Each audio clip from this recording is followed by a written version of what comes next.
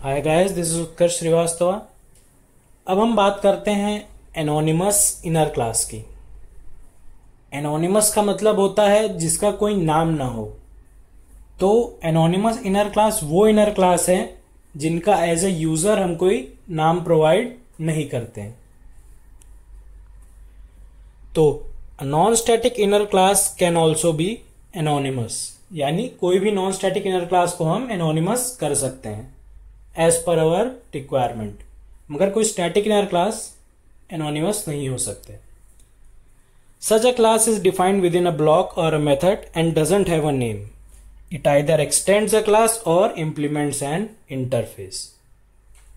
ये class normally जैसे हम अभी तक स्टैटिक इनर क्लास और नॉन स्टैटिक इनर क्लास बना रहे थे, तो क्लास में कहीं भी उसे डिफाइन कर दे रहे थे आउटसाइड एनी मेथड। इसको हमें अगर डिफाइन करना है तो हमें किसी मेथड बॉडी के अंदर डिफाइन करना होगा। और एक एनोनिमस इनर क्लास किसी ना किसी क्लास को एक्सटेंड करेगी या तो किसी इंटरफेस को इंप्लीमेंट करेगी। इन दो में से एक चीज उसे करनी पड़ेगी। उसका काम बेसिकली होता है कि वो एक सब क्लास की तरह काम करे। सब क्लास का काम वही होता है कि वो सुपर क्लास की फंक्शनैलिटी को लेता है और अपनी खुद की कोई फंक्शनैलिटीज उसमें ऐड ऑन कर देता है। तो सब क्लास अभी तक हम नॉर्मली जैसे कर रहे थे उसमें और एनोनिमस इनर क्लास में डिफरेंस ये है कि इसमें कोड लेंथ थोड़ा रिड्यूस हो जाता है। ये नॉर्मल क्लासेस की तरह डिक्लेयर या डिफाइन नहीं किया जाता, तो इसलिए आपका कोड थोड़ा कंसाइज हो जाता है। एनोनिमस इनर क्लास अगर आप यूज करते हैं तो काम वो सब क्लास जैसा ही करेगा, मगर थोड़ा लेंथ रिड्यूस हो जाता है। An anonymous class is not actually a class declaration, but it is actually a statement or expression. जावा में हर स्टेटमेंट या एक्सप्रेशन सेमीकोलन से टर्मिनेट होता है, उसी तरह हर एनोनिमस इनर क्लास सेमीकोलन से टर्मिनेट होता है। वो कोई नॉर्मल क्लास डिक्लेरेशन जैसा नहीं है। हम उसे क्लास कीवर्ड से स्टार्ट नहीं करते हैं। तो अब देखते हैं कि हम कैसे डिफाइन करेंगे एनोनिमस इनर क्लास को। जैसे मैंने आपको बताया, दो केसेस ही हो सकते हैं, या तो किसी क्लास को एक्सटेंड करेगा या किसी इंटरफेस को इंप्लीमेंट करेगा। अगर वो किसी क्लास को एक्सटेंड करता है तो हम पहले एक सुपर क्लास के ऑब्जेक्ट क्रिएशन की उसी तरह की एक स्टेटमेंट लिखेंगे। Super class name ref var, कोई भी नाम आप देना चाहें, equals to new super class name, और यहाँ कंस्ट्रक्टर कॉल करना है तो आप कोई भी आर्गुमेंट प्रोवाइड करना चाहे तो दे सकते हैं सुपर क्लास के कंस्ट्रक्टर को कॉल करने के लिए। तो ये हो गई इसकी ऑब्जेक्ट क्रिएशन स्टेटमेंट।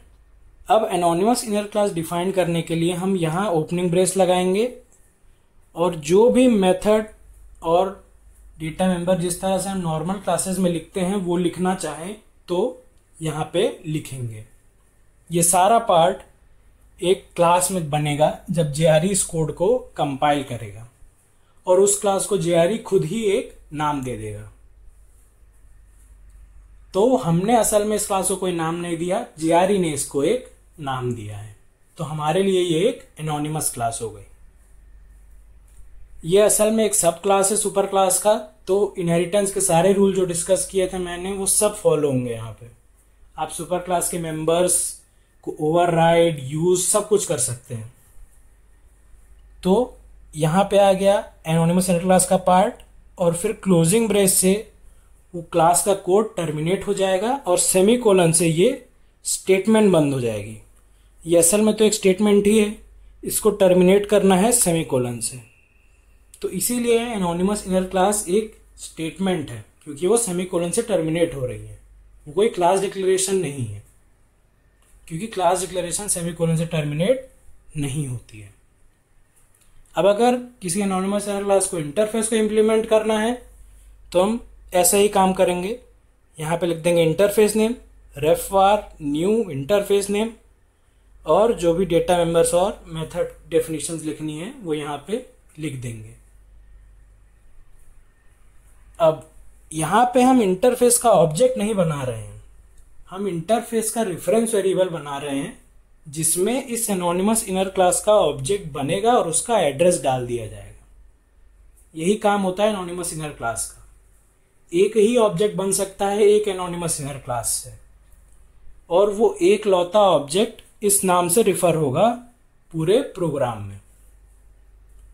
एक सुपर क्लास या कोई भी इंटरफेस अपनी सब क्लास के ऑब्जेक्ट को रिफर कर सकता है। वही हो रहा है यहाँ पे।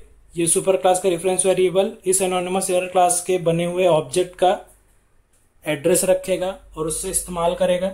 सिमिलरली यहाँ पे भी वही होगा। तो एग्जाम्पल में मैंने यहाँ पे एब्स्ट्रैक्ट क्लास का इस्तेमाल किया है। मैं चाहता तो इंटरफेस का भी इस्तेमाल कर सकता था, मगर एब्स्ट्रैक्ट क्लास में कुछ चीज़ें ज़्यादा हम डाल सकते हैं।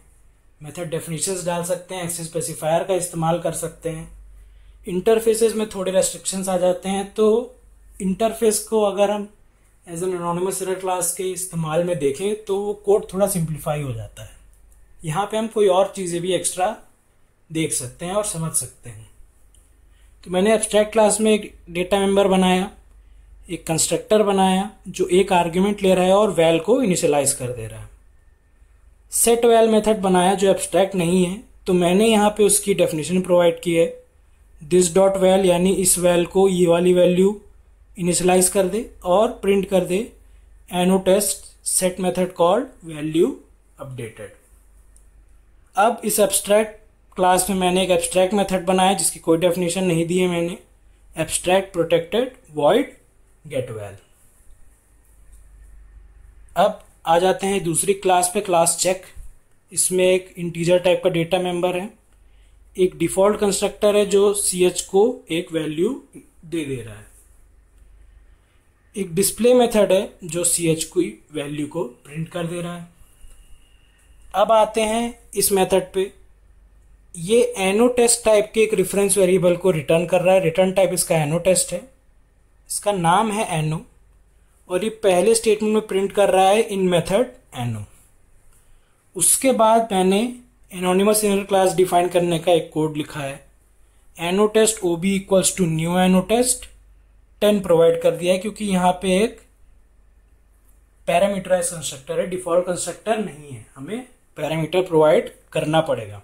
सुपर क्लास का कंस्ट्रक्टर तो कॉल होता ही है जब भी चेनिंग होती है, सब क्लास से सुपर क्लास तक चेंज जाती है कंस्ट्रक्टर कॉलिंग की, एक के बाद एक के बाद एक। उसी तरह से सुपर क्लास का कंस्ट्रक्टर जब कॉल होगा तो यहाँ पे एक आर्ग्यूमेंट चाहिए होगा जो हम यहाँ पे प्रोवाइड कर रहे हैं। हमें गेट वैल को इम्प्लीमेंट करना पड़ेगा क्योंकि ये एब्स्ट्रैक्ट मेथड है और हम एब्स्ट्रैक्ट क्लास को एक्सटेंड कर रहे हैं। मैंने गेट वैल में पहली स्टेटमेंट लिखी है डिस्प्ले। अब ये इस डिस्प्ले मेथड को कॉल करेगा। तो इससे क्या समझ में आता है, एनोनिमस इनर क्लास जिस क्लास के अंदर डिफाइन की गई है उसके हर डेटा मेंबर या मेथड को एक्सेस कर सकती है अपने अंदर। तो ये एक एडवांटेज है सब क्लासेस के ऊपर एनोनिमस इनर क्लास का। सब क्लास के इंडिपेंडेंट एग्जिस्टेंस होती है, एनोनिमस इनर क्लास किसी क्लास के अंदर है तो वो उस क्लास के मेथड का भी इस्तेमाल कर सकता है, साथ ही साथ इसके मेथड का भी इस्तेमाल कर सकता है। फिर मैंने प्रिंट किया anotest get method called value equals to val, यानी ये वाली वैल यहां पे प्रिंट हो जाएगी। फिर मैंने ये मेथड बंद किया और इस स्टेटमेंट का एंड किया। तो ये स्टेटमेंट जो यहां शुरू हुआ था यहां पे खत्म हुआ है और यहां पे एनोनिमस इनर क्लास भी हमारा खत्म हो गया, जिसमें केवल एक मेथड हमने डिफाइन किया है पब्लिक वॉइड गेट वैल, और बाकी वो सारा यहां से इनहेरिट करेगा। और फिर हमने रिटर्न ओबी कर दिया, यानी ये रेफरेंस वेरिएबल हमने वापस भेज दिया है। इस रेफरेंस वेरिएबल में असल में इस एनोनिमस इनर क्लास का ऑब्जेक्ट क्रिएटेड होगा और उसका एड्रेस इस ओबी में पड़ा होगा। तो अब मेन मेथड पे आते हैं। Class tester main method check C equals to new check. Check class का ऑब्जेक्ट बनाया सी, उससे मैंने एनो मेथड को कॉल किया। एनो मेथड ने इस समय केवल प्रिंट किया इन मेथड एनो, और ओबी में इस एनोनिमस एरे क्लास का ऑब्जेक्ट बनाया, गेट वेल मेथड अभी कॉल नहीं हुआ है तो कुछ भी प्रिंट नहीं होगा। ये क्लास की तरह ही है, क्लास की तरह ही काम करेगा। जब मेथड कॉल करेंगे तभी मेथड के स्टेटमेंट एग्जीक्यूट होंगे। और वो ओबी रिटर्न हो गया और ओबीजे में आ गया मेन मेथड में, यानी एनोनिमस एरे क्लास का ऑब्जेक्ट बना, ओबी में रेफरेंस आया और वही रेफरेंस अब ओबीजे में आ गया है। फिर मैं उस ओबीजे से गेट वेल कॉल कर रहा हूं, यानी अब ये मेथड कॉल हो जाएगा। इसकी पहली स्टेटमेंट है डिस्प्ले, डिस्प्ले मेथड यहां पे है, वो प्रिंट करेगा ch इक्वल्स टू 15। फिर उसके बाद प्रिंट होगा anotest get method call value equals to 10, क्योंकि हम यहां पे 10 भेज रहे हैं तो वैल में इस समय 10 वैल्यू पड़ी है। Anotest get method call value equals to 10। फिर obj.setVal कॉल किया मैंने, setVal हमने यहां डिफाइन नहीं किया है तो वो सुपर क्लास का setVal काम करेगा। उसमें 100 आर्ग्यूमेंट भेजी मैंने तो वैल की अब वैल्यू हो गई 100 और प्रिंट हो गया anotest set method call value updated. फिर उसके बाद obj.getVal फिर से ये वाला getVal कॉल होगा, डिस्प्ले मेथड कॉल होगा, ch इक्वल्स टू 15 प्रिंट होगा। इस बार वैल्यू की मेथड हो जाएगी, वैल्यू हो जाएगी 100 और वही 100 यहाँ पे प्रिंट हो गया। तो इस तरह से एनोनिमस इनर क्लास काम करता है जावा में। तो हमारा 5वां मॉड्यूल यहाँ पे अब खत्म होता है। अगले लेसन से हम अपना 6ठा मॉड्यूल एक्सेप्शन हैंडलिंग स्टार्ट करेंगे।